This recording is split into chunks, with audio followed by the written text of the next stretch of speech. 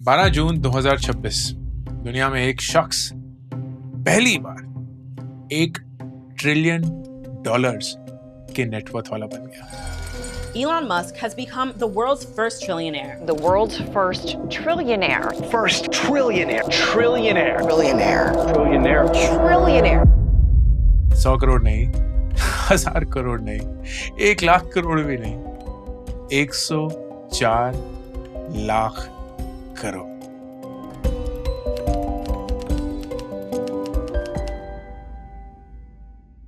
नाम हम सब जानते हैं, एलॉन मस्क, लेकिन आई डोंट नो कितने लोग ये जानते हैं कि वो सैलरी नहीं लेते। सैलरी उनकी 0 है। उनका खुद का ऐसा कोई बहुत बड़ा घर वर नहीं है, कोई यॉट नहीं है, कोई आइलैंड नहीं है। काम करना बेइंतहा पसंद है, तो ऑलमोस्ट 24 घंटे काम ही करते रहते हैं।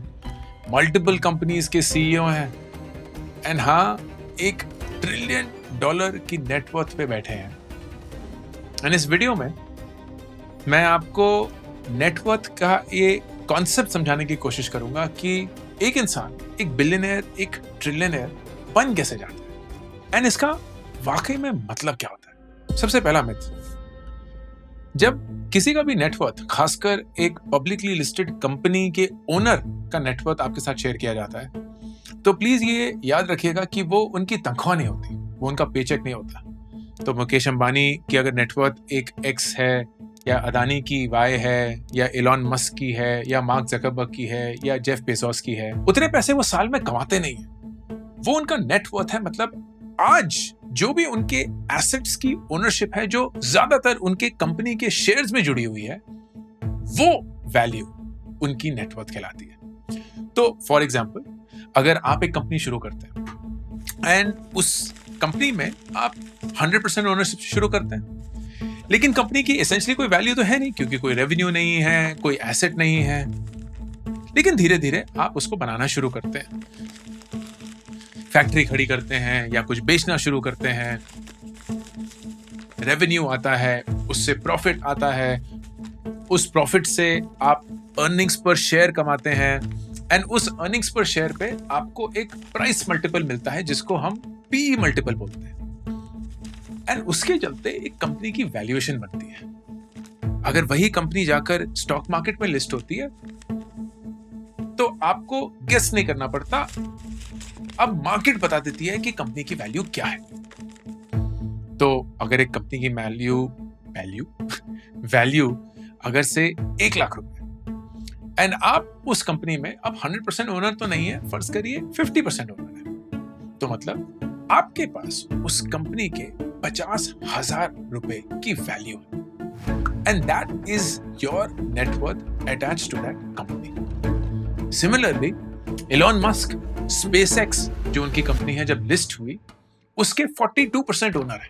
तो स्पेसएक्स की टोटल वैल्यू जितनी भी हो, फर्ज करिए $2 ट्रिलियन हो गई, उसका 42% मतलब $840 बिलियन एलॉन मस्क का नेटवर्थ होगा। ये उनकी कमाई नहीं है, ये उनकी सैलरी नहीं है, ये उनके कंपनी ओनरशिप की वैल्यू है, as determined by the market as of today.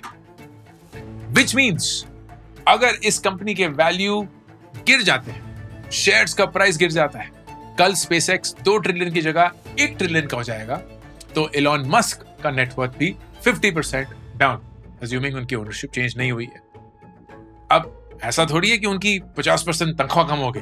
अगर आपकी मैं 50% तनख्वाह हर रोज ऊपर नीचे चेंज करता रहूं, तो आपको तो दुख ही होने वालेगा। आपकी तनख्वाह सेम है, आपकी कंपनी कैसे परफॉर्म करती है, नहीं परफॉर्म करती, उससे आपको फर्क नहीं पड़ता। आप इन्फोसिस, विप्रो में एक इंजीनियर हो सकते हैं, उसका स्टॉक प्राइस हर सेकंड चेंज होता है, लेकिन आपकी सैलरी एकदम स्टेबल रहती है, कम से कम 1 साल के लिए तो रहती है, और उसके अगले साल इंक्रीमेंट अगर होती है तो एक नई सैलरी बन जाती है, नहीं होती है तो सेम सैलरी रहती है। लेकिन कंपनी की वैल्यू हर रोज, हर क्षण, जब तक मार्केट खुली है, चेंज होती रहती है। And that is the first thing you need to know of. It is not your paycheck, it is not the money, it is the worth of the assets you own और the ownership you have in your company. अब दूसरी चीज, क्या अगर Elon Musk का net worth $1 trillion है, तो वो $1 ट्रिलियन या 104 लाख करोड़ पैसे अपने बैंक अकाउंट पे रखते हैं? नहीं, क्योंकि जैसे मैंने बताया, this network is attached to the shares of the company. तो कल को अगर फर्ज करिए उनको पैसे की जरूरत है, what will happen? He will start selling the shares, क्योंकि उसी से उनको पैसा मिलेगा। अब जैसे जैसे वो शेयर बेचना शुरू करेंगे, मार्केट में बेचने वाले शेयर ज्यादा हो जाएंगे, and that almost always will lead to a drop in price, क्योंकि सप्लाई ज्यादा हो चुकी है, डिमांड शायद उतनी नहीं है। एंड दैट मीन्स कि अगर वाकई में दुनिया के सबसे रईस लोग, जिनका net worth billions and millions of dollar में होता है, अपना नेटवर्थ लिक्विडेट करने जाएंगे, मतलब उसको कैश में कन्वर्ट करने जाएंगे, वो कभी भी उस पूरे नेटवर्क को हासिल नहीं कर पाएंगे। Because the minute they start liquidating what they own, the value of that asset keeps coming down. ये चीज ना लोगों को समझ नहीं आती है। तो जब लोग बहुत ही अमेजिंग हेडलाइन पढ़ते हैं, Elon Musk now a trillionaire, Mukesh Ambani the richest Indian, Adani is now the richest Indian, it doesn't mean anything, क्योंकि हाँ उनके पास बेइंतहा पैसा है फॉर श्योर, लेकिन उतना नहीं है जितना वो नंबर आपको बता रहा है, उससे काफी कम है, क्योंकि वो नंबर कभी वो हासिल ही नहीं कर पाएंगे। जिस दिन मुकेश अंबानी और उसकी फैमिली रिलायंस के अपने सारे शेयर्स बेचने को उतर गई, कोई भी इंसान वो शेयर खरीदने के लिए तैयार नहीं होगा। It is quite possible that the value of their shares, if they wish to sell it, is zero. ये मुकेश अंबानी वाकई में कंगला है, but the ownership, because they hold that in the Reliance family, and you want that share, but you're never going to get it क्योंकि वो तो उनका है, keeps that balance maintained. लेकिन एक तीसरी बड़ी इंटरेस्टिंग चीज होती है। फॉर एग्जाम्पल, मुकेश अंबानी भी कोई बहुत ज्यादा सैलरी नहीं कमाते हैं, जितना उनका नेटवर्थ है उसके हिसाब से तो बिल्कुल नहीं। However, he earned करीब 2500 करोड़ लास्ट ईयर। कैसे? क्योंकि हर कंपनी, हर तो नहीं, अक्सर कंपनीज अपने मुनाफे कमाने के बाद एक डिविडेंड अनाउंस करती है। What it basically says is कि यार हमने साल में इतना मुनाफा कमाया, उसमें से कुछ मुनाफा हम वापस बिजनेस में इन्वेस्ट करना चाहते हैं या कोई नया बिजनेस खोलना चाहते हैं, लेकिन कुछ है जिसका हमें पता नहीं क्या करना चाहिए, तो वो बैंक में पड़े रहने की बजाय हम वापस अपने शेयर होल्डर्स को दे देंगे। कैसे देंगे? हम पर शेयर एक डिविडेंड अनाउंस करेंगे। फर्ज करिए 50 पैसा, तो आपके पास जितने भी शेयर्स हैं उसको 50 पैसे से मल्टीप्लाई कर दीजिए, इतना पैसा आपको मिलने वाला है। तो मुकेश अंबानी एंड फैमिली के पास इतने सारे शेयर्स हैं कि जब उन्होंने अपनी कंपनी का डिविडेंड अनाउंस किया, उसकी वैल्यू 2500 करोड़ बन गई। So he didn't draw a salary, but because there was a dividend declared, he earned that money. ऐसा ही हुआ हाल ही में स्टीव बॉलमर के साथ। स्टीव बॉलमर माइक्रोसॉफ्ट के को-फाउंडर हैं। He owns about 4% of Microsoft. It doesn't look like a lot of money. वो Microsoft में आप काम नहीं करते तो वहां से उनको कोई सैलरी भी नहीं मिलती, लेकिन माइक्रोसॉफ्ट ने हाल ही में एक डिविडेंड अनाउंस किया। उस डिविडेंड के चलते स्टीव बॉलमर को अपने 4% शेयर्स के लिए पता कितना टोटल डिविडेंड मिला? $303 मिलियन। ये वाकई में कैश है। This is earning that you get as a shareholder. ये सेम अर्निंग है जो आप भी फ्रॉम अ स्टॉक कमाएंगे अगर आपको डिविडेंड इशू होते हैं। मुझे अपने म्यूचुअल फंड्स, अपने स्टॉक्स के लिए डिविडेंड मिलते हैं, आपको भी मिलते होंगे। अपने डिविडेंड स्टॉक्स के ऊपर बहुत सारे वीडियोस भी बनाए हुए हैं, एंड लोगों ने अपना पूरा इनकम बनाया हुआ है through dividend income. Best thing is उसमें स्टॉक कभी बेचने नहीं पड़ते, लेकिन जरूरी भी नहीं है कि एक कंपनी डिविडेंड देती रहेगी नहीं। There are some stocks which regularly pay a dividend and they're known for that. उनका कभी स्टॉक प्राइस इतना ज्यादा मूव नहीं करता, लेकिन साल दर साल डिविडेंड आता रहता है। There are some who continue appreciating in their stock price, जैसे Microsoft, but also announce a dividend here and there. तो उससे एक windfall भी आ जाता है। So if you own an asset, let's say in a company, then dividend becomes the way of actually converting your ownership into real money. Selling may not be the right thing, especially अगर आपके पास बहुत ज्यादा ownership है, like the company founders do. But now comes the harder question. क्या इस दुनिया में billionaires और ट्रिलियनियर्स होने चाहिए या नहीं? क्योंकि बहुत ज्यादा चर्चा हुई है, बहुत ज्यादा कॉन्वर्सेशन हुई कि यार ऐसे कैसे हो सकता है कि एक इंसान ट्रिलियनियर बन गया। Trillionaire, to give you a sense, 104 lakh crore, that is what a trillionaire is. Bharat total सरकार का खर्चा पता कितना है एक साल का?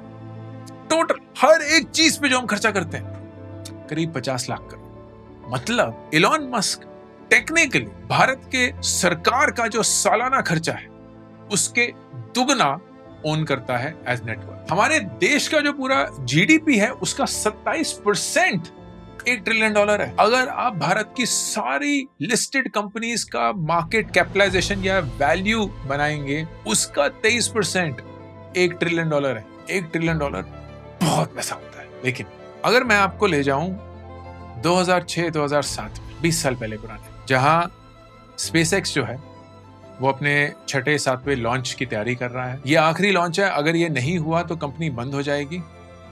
इलॉन मस्क ने इससे पहले एक कंपनी चलाई है पेपैल, जिसके बाद उनको करीब $170 मिलियन मिले। उसमें से उन्होंने करीब 70 मिलियन डाल दिए टेस्ला में, करीब 10 मिलियन डाले कंपनी सोलर सिटी में और 100 मिलियन डाल दिए स्पेसएक्स में। अपने लिए कुछ पैसा नहीं रखा। 170-180 मिलियन जिंदगी में उनकी हर एक ख्वाहिश पूरी कर सकता था, but he liked building businesses and that's what he did. $100 million 6 launches में खर्च हो चुके थे, कोई रिजल्ट नहीं आया था अभी तक, एक सक्सेसफुल टेक ऑफ भी नहीं हो पाया था एक रॉकेट का, और यहां ये कल्पना कर रहे थे कि ये रॉकेट मनुष्य को मार्स पे ले जाएगा एंड इवन बियॉन्ड।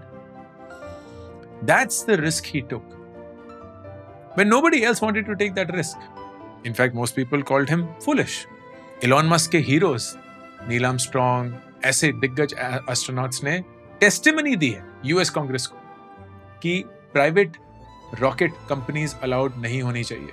एंड एक इंटरव्यू है बहुत फेमस सा जहां एलॉन मस्क ऑलमोस्ट रोने लगते हैं बिकॉज ही सेज कि these are heroes of mine and I wish they came and saw the work that we are doing which might change their mind.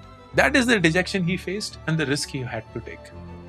और वो रिस्क आज जब पे ऑफ हो गया है एंड कंपनी लिस्ट हो गई है, इट्स नॉट दैट उनकी पॉकेट में वो $1 ट्रिलियन आ गया। कंपनी की वर्थ इस लेवल तक पहुंच चुकी है where SpaceX is now launching more rockets per year than collectively have been launched in the history of humankind. वो सबसे बड़ा रॉकेट दुनिया का आज तक का बना चुके हैं। They're carrying payload, मतलब weight bigger than anything has ever carried into space. They're launching satellites at a speed that has never happened before, and they are the world's most successful rocket company. शायद वक्त की बात है जब वो humans को Mars ले जाएंगे, शायद वक्त की बात है कि वो उसके बियॉन्ड ले जाएंगे, शायद वक्त की बात है कि वो स्पेस में डेटा सेंटर्स खोल पाएंगे।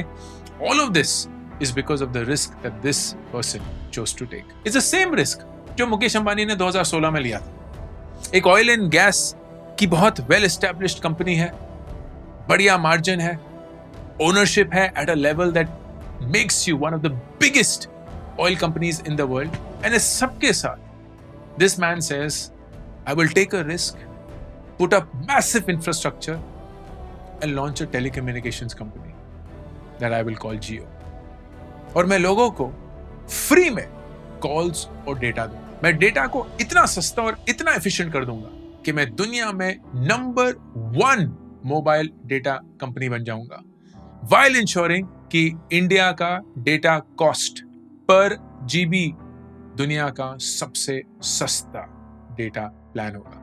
And it happened. फिर उन्होंने बोला हम रिलायंस रिटेल भी करेंगे, we will open up stores, we will democratize how retail should be. Did he really have to do that? वो इतने अमीर बन चुके हैं, ये रिस्क लेने का क्या फायदा? May be the risk work, may be it didn't work, but how would you go about doing it? हाल ही में एक सीरीज आई थी टाइटन की story, I don't know if you have seen it, बहुत हाईली रिकमेंडेड है। And उसमें भी जब टाइटन शुरू हुआ था, it was such a huge risk for Tata. इस देश को घड़ियां बनाना आता नहीं था, स्मगल होती थी ज्यादा घड़ियां, which I did not know. Almost सारी मैकेनिकल होती थी, मतलब चाबी घुमानी पड़ती थी उस घड़ी को चलने के लिए एवरी नाउ एंड देन। और क्वार्ट्स की घड़ियां जो अब इतनी आम हो चुकी हैं, was a completely new technology, और उस नई टेक्नोलॉजी पे टाटाज ने टाइटन के थ्रू बेट लिया कि हम अफोर्डेबल प्रीमियम घड़ियां बना सकते हैं for the normal Indian, and they did that and they were successful. लेकिन वहां वो नहीं रुके, उन्होंने बोला हम और रिस्क लेंगे, हम दुनिया की सबसे पतली घड़ी बनाएंगे, call the Titan Edge. I used to love that watch, मुझे घड़ियां का बहुत शौक है, अब नहीं पहनता हूं क्योंकि वूप शूप आ गया, लेकिन जब मैं घड़ियां पहनता था, I think for almost a decade मेरा प्राइज्ड पोजेशन था टाटा एज की एक घड़ी। इतनी पतली थी, इतनी खूबसूरत, ऑलमोस्ट हाथों पे समा जाती थी. And before digital watches, smartphones was a thing, wearing a watch was genuinely the mark of dignity. And, of course, your discipline towards time. They didn't have to, but they did. Rakesh Jhunjhunwala का Titan में investment is almost of legend status. कहाँ उन्होंने 3 रुपए में Titan के share खरीदने शुरू करे, फिर खरीदते it almost accounts for a large share of his net worth when he passed away. 5,000 रुपए से शुरू किया था, 45,000 करोड़ का नेटवर्थ था when he died, all because he chose to take a risk when everybody else around him said, क्या फायदा है. The world pays risk takers. दुनिया ना रिस्क लेने वालों को एक अलग औहदा, एक अलग दर्जा देती है, क्योंकि अगर आप वही सेम चीज खरीदेंगे जो हर एक इंसान खरीद रहा है, उसी नॉलेज के साथ जो हर एक इंसान के पास है, आपके रिटर्न्स हर एक इंसान जितने ही होंगे. लेकिन अगर सारी इंफॉर्मेशन के साथ आप कुछ ऐसा फैसला करेंगे जो पूरी दुनिया नहीं कर रही है, that's when you give yourself a shot for a different outcome. वो जरूरी नहीं है आउटकम हाई हो, लो भी हो सकता है, लेकिन guaranteed लोगों से अलग होगा. That's what you're betting for. That's what Elon Musk bet for. That's what the richest people in the world bet for. That is why in the top 10 richest people of the world, एक भी शख्स ये जायदाद में वारिस के रूप में नहीं पैदा, खुद बनाया है. That's the power of the risk that they have taken in the last 20 years to get to this point, which is absolutely baffling. अब मैं ये सब आपके साथ क्यों शेयर कर रहा हूँ? सिंपल कारण है दोस्त. मैं यहाँ जब भी कंटेंट बनाता हूँ, इन्वेस्टिंग के बारे में, डिसिप्लिन के बारे में, पैसा बचाने के बारे में, अपने आप को इंश्योर करने के बारे में, प्रोटेक्ट करने के बारे में, क्रेडिट कार्ड्स अच्छे से यूज करने के बारे में. क्रेडिट कार्ड से पहले भी याद आया, हमने एक बहुत ही कूल प्रोडक्ट लॉन्च किया है, Monzy.co, जहां आप 60 सेकंड के अंदर अपना बेस्ट क्रेडिट कार्ड फाइंड कर सकते हैं. कुछ कूल से सवाल पूछेंगे हम, बहुत फन सा क्विज होगा, एंड आपको हम एक कार्ड का सजेशन देंगे. लिस्ट नहीं देंगे, ओवरवेल्म नहीं करेंगे. बेस्ट चीज, कोई एड्स नहीं है, कोई स्पैम नहीं है, आपका कोई कुकी ट्रैक नहीं हो रहा है, कहीं कोई साइन अप नहीं करना है, हमें आपकी कोई डिटेल नहीं चाहिए. हम सिर्फ और सिर्फ चाहते हैं आपको पता चल जाए कि आपके बजट एंड यूसेज के हिसाब से आपके लिए सबसे बेस्ट क्रेडिट कार्ड कौन सा है. जब हम क्रेडिट कार्ड देंगे, आप अप्लाई कर सकते हैं डायरेक्टली बैंक की साइट पे. हम बीच में आएंगे भी नहीं, कोई यूटीएम ट्रैकर नहीं है, कुछ नहीं. And the idea is to create Monzy into your one-stop shop for all of your financial questions. जब भी आपके पास कोई सवाल, कौन सा क्रेडिट कार्ड सही रहेगा यार, इतने सारे क्रेडिट कार्ड हैं, जिंदगी में कोई क्रेडिट कार्ड नहीं लिया, कौन सा बेस्ट लेंगे, 400-500 क्रेडिट कार्ड हैं, पता नहीं कौन सा सही है, आस्क Monzy. Monzy.co. तो जब भी मैं ये कंटेंट बनाता हूँ, मैं आपको पैसे के बारे में नहीं, डिसिप्लिन के बारे में सिखा रहा हूँ, क्योंकि अपने आप को प्रोटेक्ट करना, क्रेडिट कार्ड्स को सही से यूज करना, रेगुलरली इन्वेस्ट करना, ये सब डिसिप्लिन है दोस्तों. लेकिन अमीर तो आप तभी बनेंगे जब आप रिस्क लेंगे. रिस्क वो नहीं जो फालतू का हो, अंधविश्वास में हो, एक इरैशनल ऑप्टिमिज्म के साथ. रिस्क वो जो आप सोच समझ के लें. जब आप बिजनेस करते हैं, जब आप फाइनेस्ट एंटरप्रेन्योर्स की कहानी पढ़ते हैं, सुनते हैं, तो आपको दिखेगा कि वो ऐसा नहीं है पागलों जैसे रिस्क लेते हैं कि जी जहाज से कूद गए, देख लेंगे क्या होगा, अपने ऊपर अलग सा ही विश्वास है ना. ऐसा भी नहीं है कि वो रिस्क नहीं लेते, तभी तो वो वहां पहुंचे हैं रिस्क लेकर. वो ना बहुत सोच समझ के रिस्क लेते हैं. वो जानते हैं कि इस रिस्क लेने का कारण क्या है, इस रिस्क को लेकर अगर चीजें ना चली खुदा ना खास्ता तो क्या गवाएंगे, और अगर ये रिस्क चल गया तो कहां पहुंच पाएंगे. And they are always comfortable with those answers. तो जिंदगी में ना रिस्क लेना जरूरी है दोस्त, पैसे के साथ ही नहीं, अपनी जिंदगी के साथ. कि अगर आप एक ऐसी जॉब में हैं जो आपको पसंद नहीं है, बट आप रिस्क नहीं लेना चाहते, आप जॉब बदलना नहीं चाहते, आप किसी नए करियर में, नई इंडस्ट्री में नहीं जाना चाहते, तो आप वहीं रहेंगे और वही आपका आउटकम होगा जो हर एक इंसान के साथ. लेकिन रिस्क ले सकते हैं, अपनी जॉब बरकरार रख के एक नई इंडस्ट्री की तैयारी, एक नए करियर के लिए planning. That is the right kind of risk. अगर आप एक इंसान को जानना शुरू कर चुके हैं, ऐसा लग रहा है कि they may be your life partner or not, but it is possible that they are not stable yet in life. It is possible they come from a different caste. It's possible कि आपके दोस्त उनको पसंद नहीं करते. But you have to ask yourself this question. इस इंसान में मुझे सबसे ज्यादा अच्छा क्या लगता है?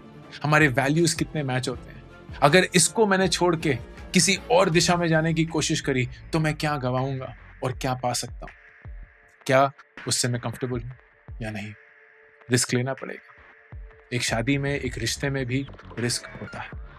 एक बिजनेस शुरू करना चाहते हैं लेकिन नौकरी है, महीने की तनख्वाह है और आपको पता नहीं कि आप कैसे करें. उस नौकरी को रखिए, उसको मत छोड़िए दोस्त. अपने पैशन के लिए अपनी नौकरी को मत छोड़िए, लेकिन अपनी रातों को, अपनी छुट्टियों में, अपने वीकेंड्स पे, अपने साइड गिग पे काम करिए. अपने बिजनेस को बनाने की कोशिश करिए. वो रिस्क लीजिए जो बहुत सारे लोग नहीं लेते, क्योंकि अगर वो चल गया एंड आपकी आमदनी आपकी डे जॉब से ज्यादा हो गई, तब आपके पास वो कॉन्फिडेंस होगा कि मैं वो रिस्क लेके छोड़ के आगे बढ़ सकता. फिर वो रिस्क नहीं हुआ ना दोस्त. आपको उसका आउटकम नहीं पता, लेकिन आप कायदे से उतना ज्यादा रिस्क नहीं ले रहे जितना एक स्टार्टअप करने में लेना पड़ता है. जिंदगी में रिस्क लेना जरूरी है, लेकिन सही रिस्क कौन सा है ये जानना उससे भी ज्यादा जरूरी. एलॉन मस्क की जिंदगी, एलॉन मस्क की कहानी, दुनिया में सारे सक्सेसफुल लोगों की कहानी हमारे लिए एक सीख होनी चाहिए. ये नहीं कि पैसे से भागो, ये नहीं कि इतना अमीर कोई क्यों कैसे बन सकता है, ये कि रिस्क लेकर इन लोगों ने अपनी एक जिंदगी बनाई है. अगर वो बना सकते हैं तो हम भी. This is Ankur Warikoo signing off. WebVeda अब एक कोर्सेज प्लेटफॉर्म से एक ग्रोथ प्लेटफॉर्म बन चुका है, जहां आपको ना सिर्फ मिलेंगे कोर्सेज बट एक कम्युनिटी भी और personalised jobs according to your skills. And courses भी सबके सब सिर्फ एक दाम पे.